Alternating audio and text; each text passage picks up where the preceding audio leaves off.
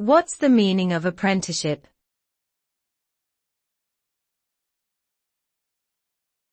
Apprenticeship.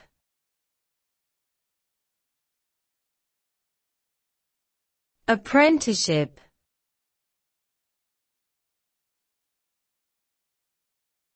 Apprenticeship.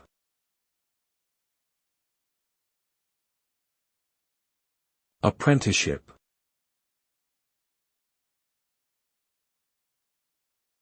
Apprenticeship is a system of learning a skill or trade by working under the guidance and supervision of a skilled practitioner.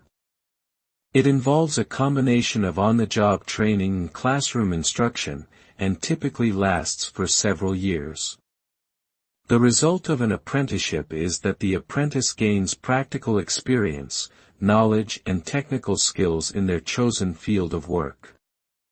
They also earn a wage while they learn and may gain a qualification or certification upon completion. Overall, apprenticeships provide a valuable pathway for individuals to enter the workforce and acquire the skills needed for a successful career.